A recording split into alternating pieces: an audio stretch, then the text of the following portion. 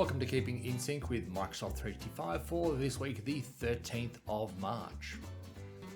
Just a reminder that dates may change and certain settings may not be enabled in your organization, either because IT has turned them off or because they're off by default and you need to pressure IT to turn them on, but don't be like a raging or ravaging bear.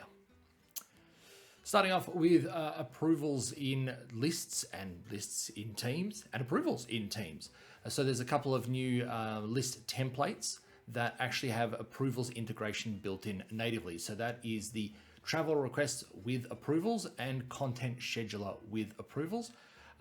What will happen is basically if you create a new list from either of these particular templates, then they will have that particular functionality enabled. You'll just configure it and it goes and does the updates to the item when approval actions are conducted, or taking place. Now that is rolling out early March to mid-May. Now Microsoft Loop is a web and mobile content co-creation app to allow you to kind of collaborate on things. Doesn't matter which app you're in, but you're in it now in the Loop app.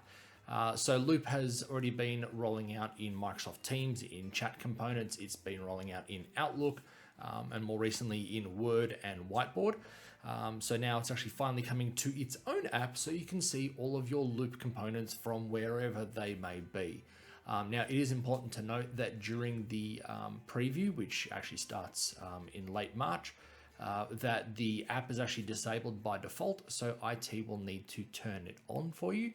However, when it becomes generally available, then you won't need them to. So, as I said, go forth, politely coerce your IT department to turn it on for you.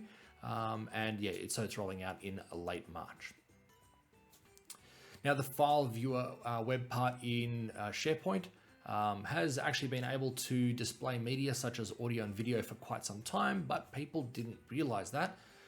So now it's being renamed to File and Media and makes the web part more inclusive of those neglected media files.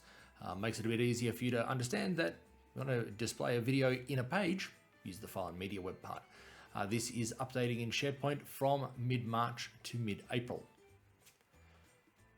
And for people with the Microsoft Teams Premium license, because there are so many of them, they will start to see icons appearing above a video timeline of a Teams meeting, that recording that will indicate where their name is mentioned during that meeting. What that allows you to do is to doze off during the meeting using like a background of you just paying attention, and just go back and watch the recording afterwards to see what was said. Now, these markers will actually be personalized so that only you will see your particular name, whereas others will see their name in the timeline. And you will be able to click on it, go to that particular position in the meeting and see the context, as well as the transcription and anything else related to it. So this is rolling out early March to late April, but only for licensed users, and please pay attention in meetings. And that's it for Keeping in Sync with Microsoft 365 this week.